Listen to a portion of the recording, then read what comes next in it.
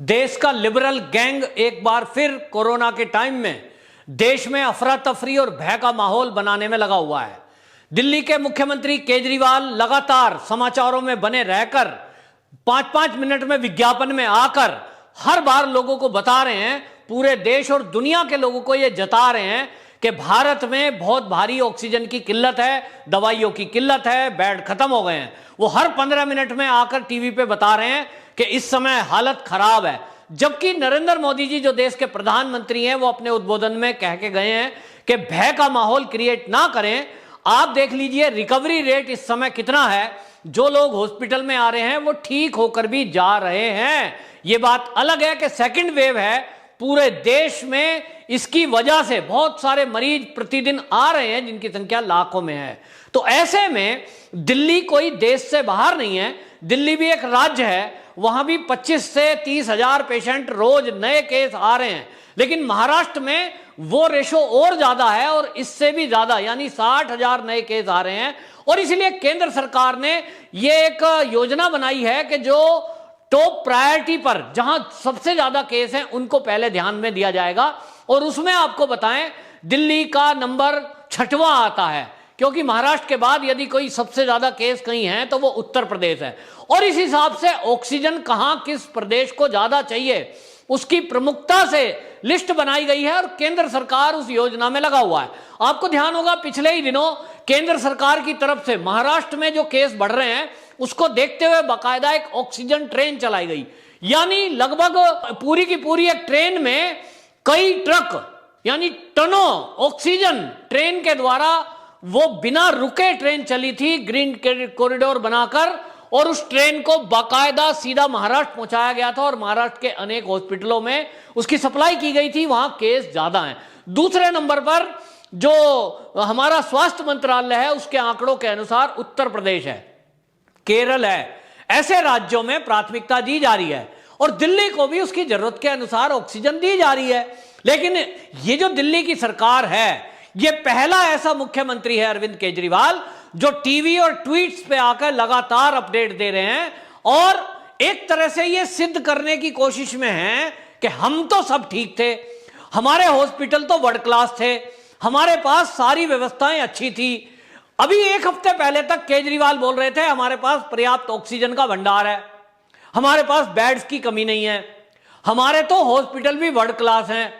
और अब अचानक से वो ट्वीट कर रहे हैं, वो टीवी पर आ रहे हैं, वो चैनलों पर बैठकर बोल रहे हैं। बाकायदा मनीष सिसोदिया एक नेशनल चैनल पर आकर ये बोलकर गए कि इस समय हमारे पास 6 घंटे की ऑक्सीजन कुछ हॉस्पिटलों में बची है, अगर वो ऑक्सीजन खत्म हो गई तो क्या होगा। रात के 3 बजे मैंने केंद्रीय मंत्री को फोन किया और वो ये बताना भूल गए कि रात के 3 बजे जब केंद्रीय मंत्री को आपने फोन किया तो उसके बाद क्या हुआ। आप रात के 3 बजे किसी केंद्रीय मंत्री को बताते हो कि ऑक्सीजन 6 घंटे की बची है जीटीबी हॉस्पिटल में, उसके बाद क्या हुआ वो अगला किस्सा नहीं बताया।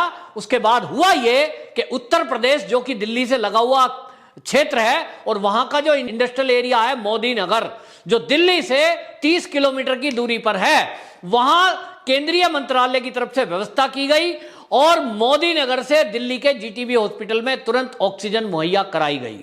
और ये लगातार हो रहा है कि जैसे ही कोई अपडेट मिल रहा है, सारे राज्यों की स्थिति पर केंद्र ने नजर बनाई हुई है और जिसकी जो जरूरत है उसको पूर्ति की जा रही है। यह बात अलग है कि राज्यों को पहले से ही चेतावनी केंद्र की तरफ से दी गई थी कि ऐसी दूसरी वेव आएगी, उसकी आप तैयारी रखिए। तो दिल्ली ने क्या तैयारी की, इसकी तैयारी का अब खुलासा हो चुका है।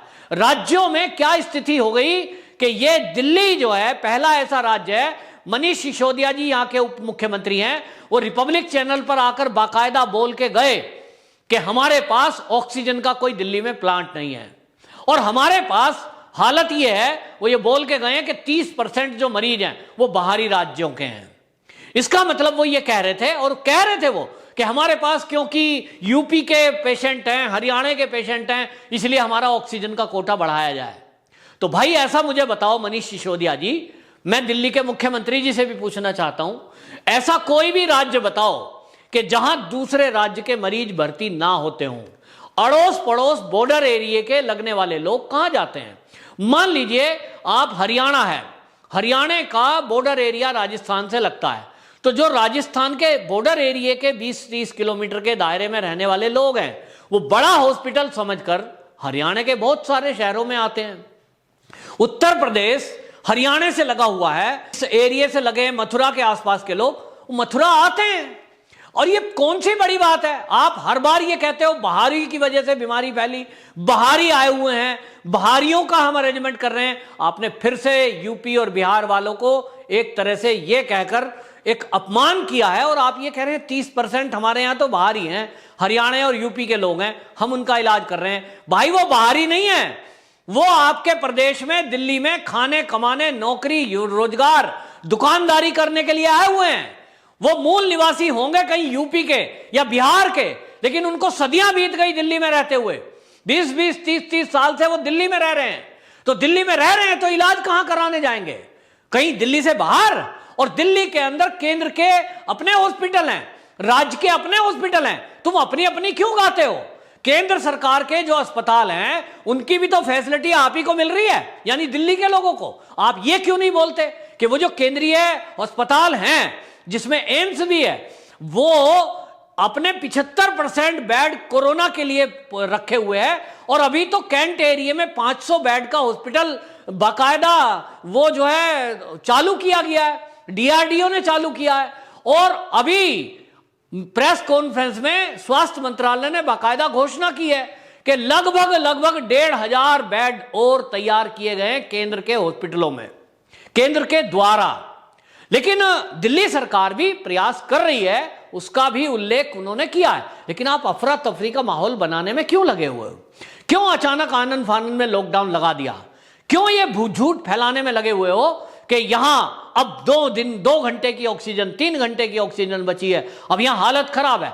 कहीं इसके पीछे एक सोच तो नहीं है कि दिल्ली में अफरा तफरी मचाओ? लेकिन इसके अलावा जो दिल्ली के बॉर्डर पर किसान आंदोलन के नाम पर लोग बैठे हैं, ये पिछले 4 महीने से ऊपर हो गया, ये अनेक राज्यों के आए हुए हैं, ये पंजाब से आए हुए हैं।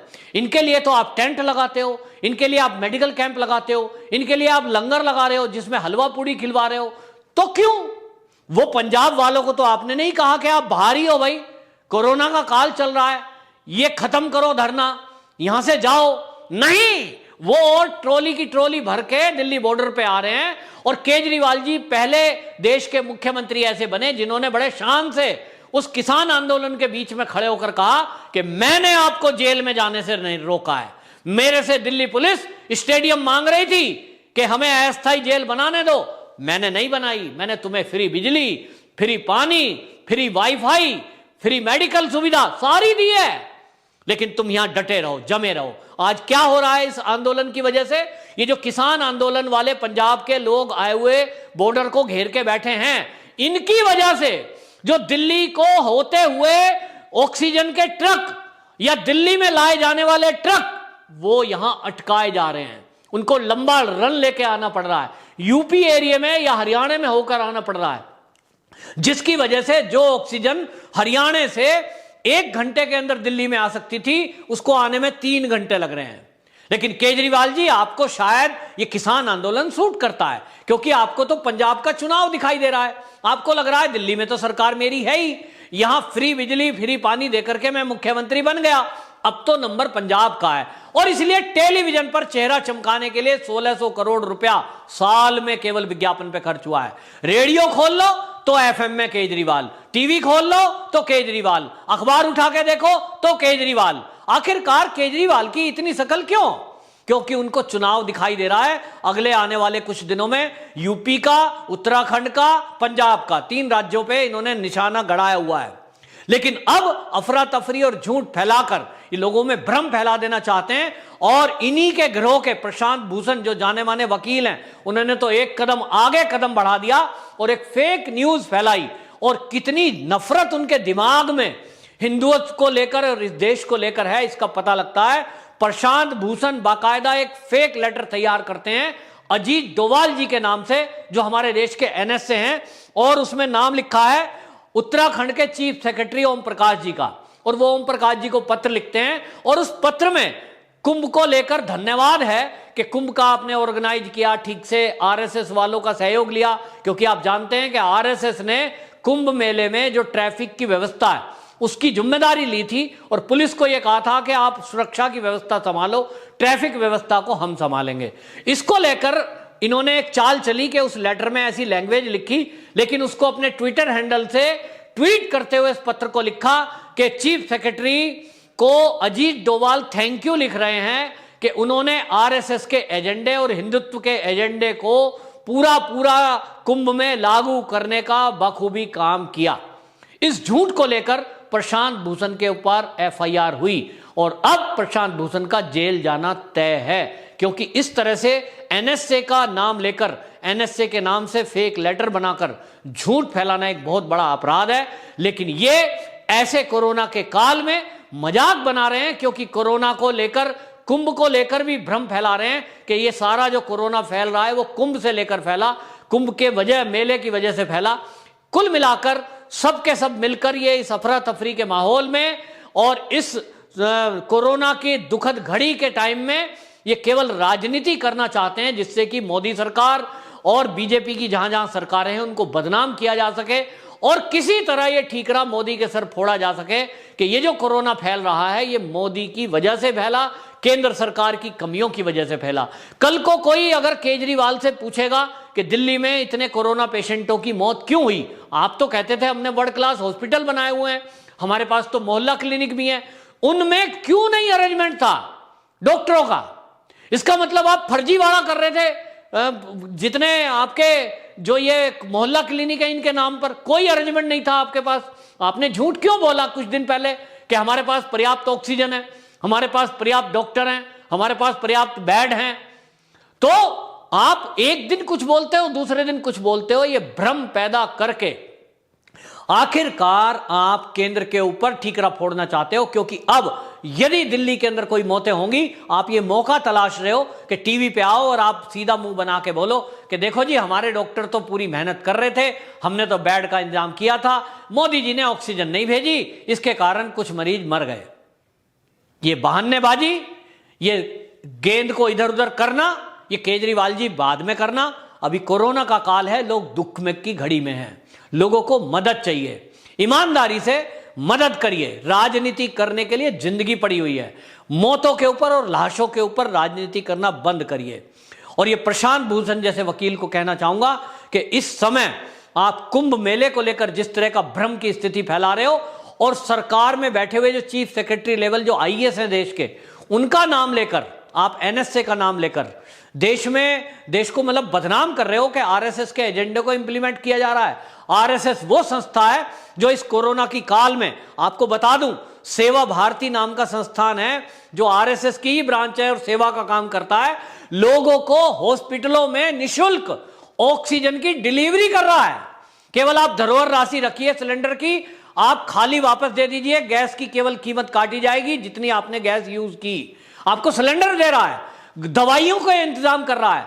जो लोग होम आइसोलेशन में हैं उनको घर में बैठे जरूरत की चीजें हैं, फोन कॉल करिए आप सेवा भारती के नंबर पे, घर बैठे आपको राशन का सामान भी ला के दे रहे हैं, दवाई ला कर दे रहे हैं। और उसी आरएसएस ने यदि कुंभ मेले में कानून की व्यवस्था को संभाला, ट्रैफिक की व्यवस्था को संभाला, तो आप उसको मजाक बनाकर ये कह रहे हो कि हिंदुत्व में आप जो है शेमफुल हिंदू एजेंडे को लागू कर रहे हो, उसके लिए थैंक यू।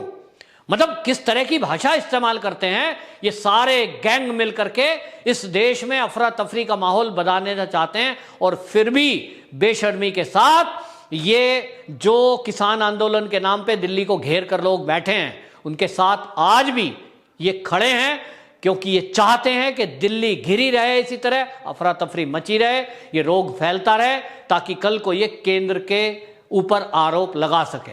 वंदे मातरम।